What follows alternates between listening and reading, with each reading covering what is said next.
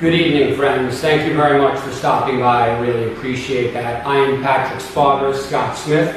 Today is day 1,376 here in Puerto Rico, and day 60 since Patrick's passing, said more accurately, the day the music literally died. You may want to look at me now as the guy who got the knock on the door from the policeman to inform them that his son had been killed in a drunk driving accident. The only difference here, it was in broad daylight, the woman driving was not drinking, and I had to watch it. So it was quite traumatic, to say the least. I think you've all noticed that from what I've been writing. Patrick was born on October 21st, 2012, and he died on August 19th, 2018. I'm going to start from the beginning. I'm going to talk about Patrick, then we're going to talk about some animal rescue / welfare, and we're going to end this video on a big up note. Big surprise for everyone. It's kind of hard for me to smile right now because of what's gone on, but I'm going to do my best. You guys have been with me for years. Please just trudge through this with me, and we will move on with our futures with Patrick in our heart, but we will move on. If you all remember, in the summer of 2013, August to be exact, I kept passing a dog store where little Patrick was there. He wasn't named Patrick at the time, and nobody wanted him. He kept getting marked down in price. He had been in that store for 8 months. By the time I took him out, he was 11 months old. And, you know, I remember when I went in there to finally take him home, he was so grateful. He was like, you know, thank you for taking a chance on me, because I'm a good boy and I have a lot of love to give. And he didn't know why, you know, people kept passing up on him. I used to refer to him as my little songbird when I used to go in the store, because he had so given up on people even wanting to look at him and take him out to play that he didn't face the people anymore. He kind of faced away and let out these sweet little howls. He was just kind of singing to himself. So I used to call him my little songbird.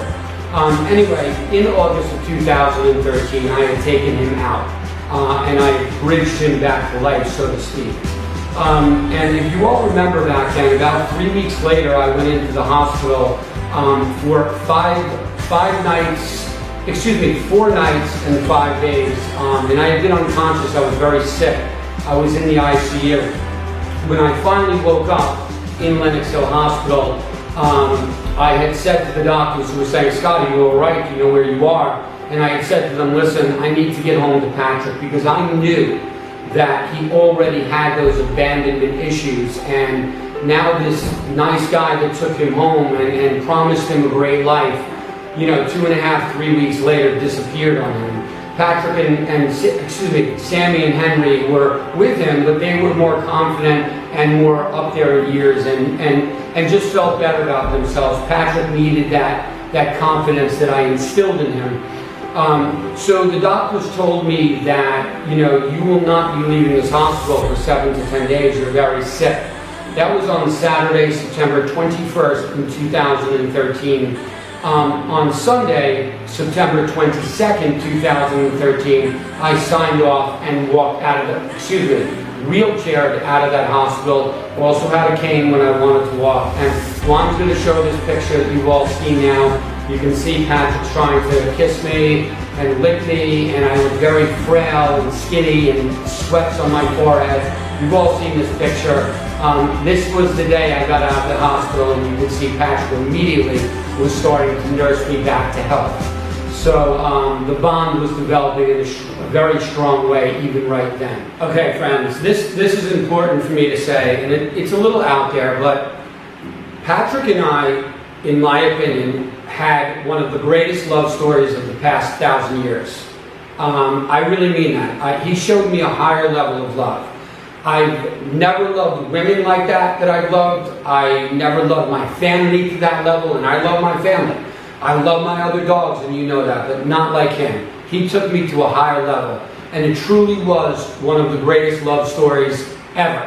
It really was. So, hearing that, it kind of poses the question, the million-dollar question, Scott, was it worth it? Being that he died in such a painful and horrific fashion, was it worth it? And The only thing I could say to that is it's not my place to answer that, because Patrick took the 2 death blows, not me. So I can't say it was worth it to him.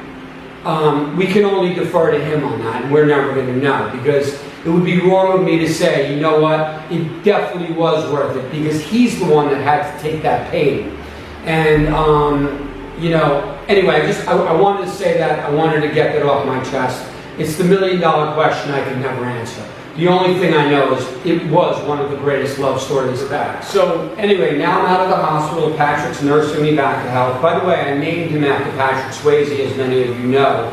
And the reason I did that is I always felt like Patrick Swayze was such a nice guy. You know, he was that down-to-earth actor, and he really died in a horrible way, very painful demise. We all saw it. Little did I know that my boy Patrick, 5 years later, would have a very tragic ending as well. But what I would say is, if we take a beeline from when I got out of the hospital on Sunday, September 22nd, 2013, and we do a straight beeline to August 5th on Sunday, 2018, and Sunday, August 12th, 2018, I reciprocated what he did for me back then in 2013, right? Because if you remember, my dog Lucky attacked him. Sadly, Patrick did antagonize him, but Lucky attacked him on July 29th on a Sunday and hurt him real bad. He had to get stitched up and stuff. So then I started taking him to the beach on August 5th, Sunday,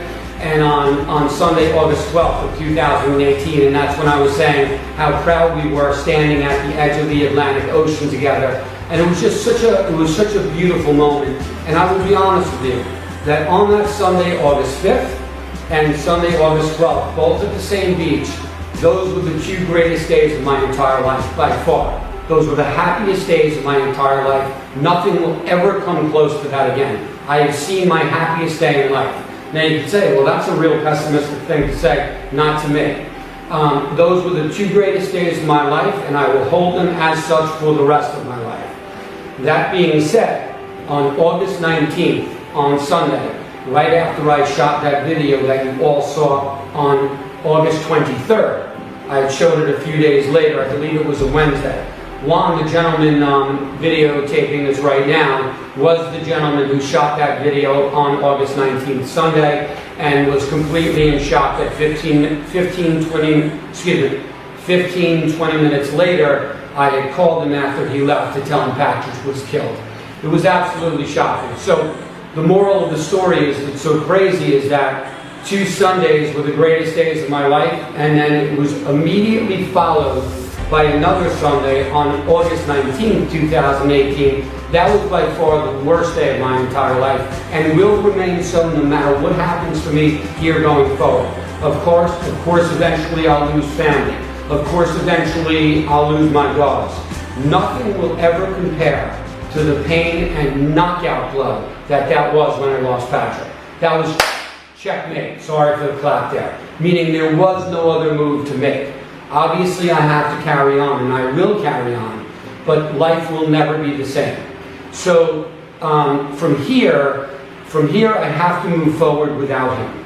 As I told you, I am seeing a therapist who's working with these EMDR techniques with me to remove some of those images that I've seen. For example, and I'll say this as quick as I can, when the car originally went over Patrick, I was praying that the middle of the car got him, because there's that space between the car, the bottom of the car, and the ground where he may have lived. But sadly, the front tire got him, and then the second tire got him. So, and he was only 7 pounds, so you could imagine. Okay, friends, I have a lot of thank yous to give out here. Let me start by thanking all of you for listening to that Patrick closure, if we can call it that. Obviously, I'm not over it, but I needed to say those things despite some of it being hard. Let me start out with thanking my very close friend, Robin Adwar Rizel. She was with me when my dad died on February 3rd, 1984.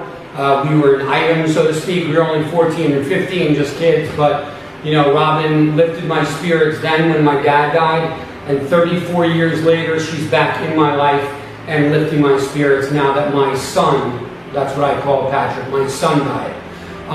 So I love you, Robin. Thank you. She's been a big part of my support system, checks in with me every day, and says to me the things I need to hear right at the right time. So a big thank you to her. Let me thank my friend Seagal Silvers. I grew up with her. I had a big time crush on her in junior high, actually. Then after high school in 1987, when we graduated, we lost touch. But thanks to the evolution of social media and Facebook and whatnot, we have reconnected and we are closer than ever. I think I still have a crush on her, actually, but she's been a big part of my support system. She has been unbelievably there for me through this Patrick loss and grieving that I've been doing. Thank you, Sigal. I love you. I also want to thank my friend Dina, who's from across the world, and her I am actually trying to bring to Puerto Rico now. Truth be told, yes, I do have a current crush on her. Kind of always did, to be honest with you, but we're going to say hopefully she comes to visit me. She's been amazing to me during this period, and offered to even come visit me from literally across the world when she heard about Patrick. And I'm probably going to be taking her up on that. So, big thank you to Dina. Okay, friends, we're back with the thank yous. Please just get through this with me, and then we're going to move on to animal welfare rescue and a major surprise at the end. So I also want to thank my friend Kat Bates, who always reaches out, when times can be tough, particularly with Patrick here. She's really just been amazing with the messages she's left me. It's really resonated at the right time. Thank you, Kat. I love you. I also want to thank Dr. Tricia Working out of Alabama. She's an incredible animal advocate, probably knows animals better than anyone I know. She's the author of a book called The Fur Agreements that talk about that our animals actually know how they're going to enter our lives and when they're going to leave our lives, and it's kind of predetermined. So those messages really resonated with me as well. Thank you, Dr. Tricia Working. And I also want to thank Karen Kirkman-Hankel, my best friend, my mother, my sister, my pal. I absolutely love you. Thank you for listening to me every night on the phone talk about Patrick for an hour every night. I know I'm repeating the same thing, but you have really made the difference in getting me to the other side. I love you. I love John. Thank you. Thank you. I want to thank my mother, Joanne Smith, as many of you know. It's been very difficult for her to see her son this way, so a lot of times when we're on the phone, I'm so upset and it makes her upset, and two upset people just make each other more upset, so we kind of stopped talking on the phone. But now my mother came here 2 days ago. She's in the bedroom actually resting, and she's here in Puerto Rico with me, handling some family business and whatnot. I must say my mother would have made a phenomenal lawyer, literally one of the best lawyers in the world. She's incredible. So, big thank you to Joanne Smith. I want to thank my Uncle Jay Smith, who has stepped up literally like my father, who I lost in 1984. He is my father.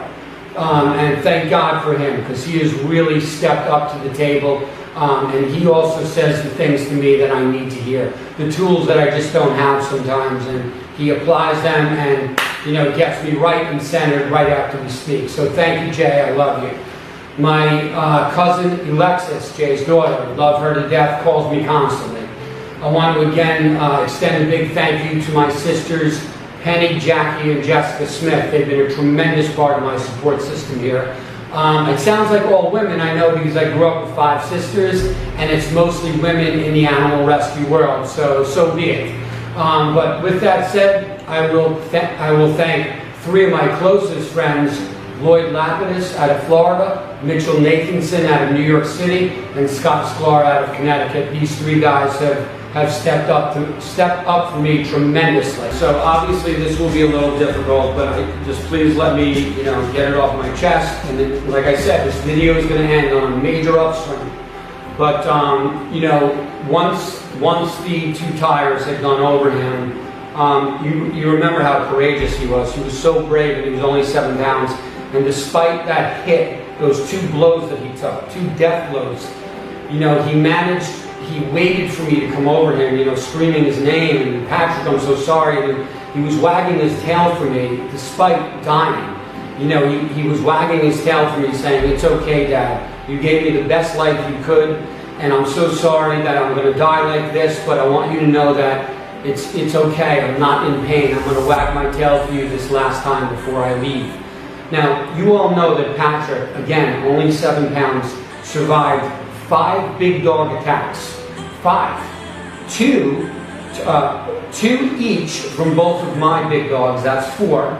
That last one on July 29th when he got stitched up was by Lucky, and granted Lucky was antagonized, but he survived 5 big dog attacks. 4 from my own, where I literally had to reach into their mouths to pull him out. One time, Lucky crushed 2 of my fingers, still trying to get at Patrick. Juan's going to show some of the pictures here. You can see, sorry for all the blood, but this is what happened. I'm just trying to show you how brave this dog was and what we had been through together. There was one time a former neighbor's dog went at Patrick, and I ran over there like a maniac and slammed my forearm on the concrete, and I never made it over to where the dog was trying to attack Patrick, but just the impact of me slamming into the concrete, the dog got very flustered and ran from Patrick. You can see the picture here of my forearm that Juan's going to show you. I mean, we had just been through so many disasters together, you know, but I always pulled through for him. My life was about keeping him alive, you know. I was literally the wind beneath his wings, and Patrick was the light in my life. It was Christmas every day in my life with him. Every day was Christmas. And I want to say Merry Christmas to little Papa. You know, Merry Christmas, Papa. You were the light in my life, and you are adored all over the world. And when you died, I heard hearts break around the globe. All over the world. You were loved more than anything in the world. And I will always be Patrick's father. That was the greatest job I've ever had and ever will have. I am Patrick's father, Scott Smith, and I will hold that dear to me forever. Okay, friends, we are back. We're going to talk some animal welfare and rescue here on the island. I recently told you about Anitza Burgos. Juan's going to have her picture on the wall here. She has become a very close friend of mine. She will also be part of the big surprise at the end, so stay with me here. But here's what's going on in regards to animal welfare and rescue. I am forming a 501c3 organization, meaning a charity organization where you can donate tax deductible. And that's not for this video, I'm just telling you what I'm doing. I am doing that with Anitza and our friend Nikki. I think her last name is Holloway. Sorry, Nikki, if I pronounced that wrong. But, and there's a 4th person. Actually, my mother's going to be on the board as well. So we are forming this organization. You all know that I formed the Drive with Compassion movement based on a dog named Levi that was hit in Levittown on December 30th. And I created the movement in mid-January of 2018. Again, irony times 1,000 that the very movement that I created is actually what killed Patrick. But because of that, I am going to move Drive with Compassion around the world like I never did before. I had things going on that had derailed that for a while. That is now my main focus. I am going to be collaborating with Anitza Burgos, who is taking care of 100 dogs alone. 20 in the house and 80 outside. She's 59 years old and does this alone every day. I am going to add my background in animal rescue, my community, my Drive with Compassion movement. We're going to put it in a 501c3. We're collaborating, we're joining forces, and for that, Anitza is going to allow the Drive with Compassion 501c3 organization to operate on her 1 acre of land and her house. And through that, we are going to build a shelter where we start having an adoption process from the street to the vaccines, for the papers and certificates to fly and fly them to the States. A very serious operation. I will be doing fundraisers and looking for donations at a later date, but coming up soon. That is not the purpose here. It's simply to introduce her. Now, I want to say this to people that come up to me all over Puerto Rico and say, hey, you're the guy with the dogs, right? You're always doing those stories and inspirational stuff. And I have a dog that I want to get rid of. And I'm looking at these people and I'm like, wait, you seem very healthy. Is something going on? And they're like, no, I've had the dog 2-3 years. I want to start traveling and seeing the world. And sometimes even elderly people will say to me, you know, we want to travel now that we're retired and things of that nature. We've had our dog for 6 years. And, you know, I always say to them, listen, would you do that to your kid? Because the way we think about animals here in Puerto Rico, not everybody. We have many animal lovers here, like myself, like Anita, and all these other people I've introduced you to over the years. But the reality is there's a lot of people in Puerto Rico that look at animals like second-class citizens, even less. I always brag about Puerto Rico. You guys know that. I've been coming here my whole life, and I boast about how beautiful this island is, despite Hurricane Maria. But one thing I'm going to take aim at Puerto Rico with is this. I noticed that people in Puerto Rico, once a week, will spend 2 to 3 hours washing their car like it is this treasure that Indiana Jones was looking for in Raiders of the Lost Ark. Give me a break. It's a car. These animals need help. If you're going to get rid of your animal that quickly, get rid of your car that quickly. Our values are inverted. Animals are more important than cars.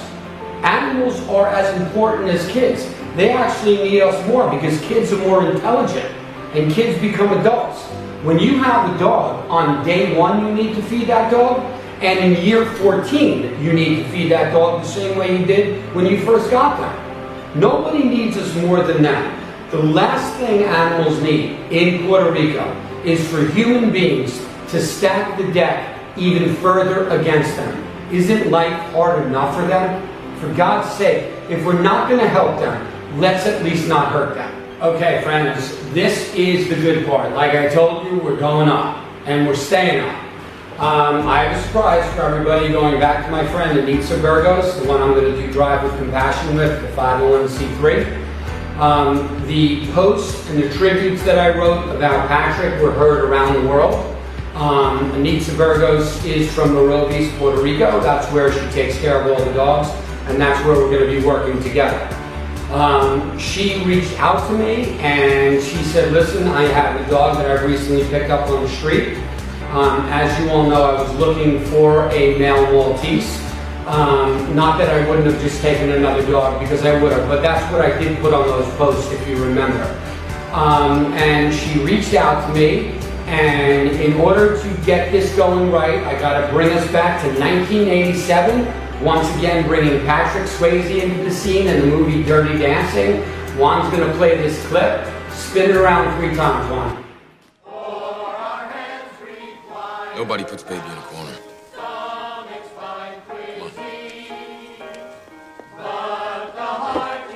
Nobody puts baby in a corner. Nobody puts baby in a corner. That's right. Nobody puts baby in the corner. So, friends, I give you BabyLady. Yes. Her name is BabyLady, and I'll tell you why. Number 1, it's Baby from the movie Dirty Dancing, where Patrick says, as you just saw, nobody puts baby in the corner. That's part of it. The thing is, she's 6 years old. She's not a baby. So I had to add the lady part to it. So say hello to BabyLady. She was rescued in Morovis. I'd say a few days after Patrick was killed, we're right around there. And Anita told me about her. Juan's going to show a picture. As you can see, the bad condition she had been in when she had taken off the street. This picture says it all right there, and now look at her. She's very happy. I've had her for about a month. She's a real sweetheart. I'm going to bring her close to the camera so you can see her. This is BabyLady. Say hello, everyone. This is BabyLady. She has a little overbite, as you can see. See that little overbite? Okay. So anyway, friends, so this is not a replacement of Patrick. I know she looks like Patrick a lot. She is not Patrick. She has a very different personality, but she's very sweet. There are some similar things that she does. She sleeps around my neck like he did. She'll sleep around my leg like he did. You know, she twirls herself into positions around my body. Patrick was 7 pounds. She's 10.5 pounds. She's not a full Maltese. She is a mutt of some sort, or a stray, or as they call them here in Puerto Rico, stocos. But you know, I just felt I had room for another dog when Patrick passed and she needed help. And to be honest with you, we're helping each other. You know, we really are. I think she's a little shy. Come on, baby lady. Come on, baby lady. Say hi, everyone. Maybe it's the fan that's bothering her, I don't know. But anyway, listen, so this was my big surprise for everybody. I will incorporate her into the community in a big way going forward. I don't know if I'll be doing Poppy, Rocky, Lucky Tuesdays anymore. I think I have to retire that with Patrick, but we're 5 dogs again, you know, and now I'm going to collaborate with Anita, who gave me this dog, and the future's different, but the future's bright. So BabyLady and I, yes, her name is BabyLady. Let's all register that. I know it's hard to say, but it's perfectly fitting if you think about it. A lot of logic behind it. So BabyLady and I are going to sign off and say goodbye, and I'm going to get back into the rhythm of things and start doing my updates from Puerto Rico again and return to social media. I know I've been missing for a while, and I've missed you guys as well. I read all the comments. So we're back. We're different, but we're back. And I will see you guys soon. Thank you very much for tuning in.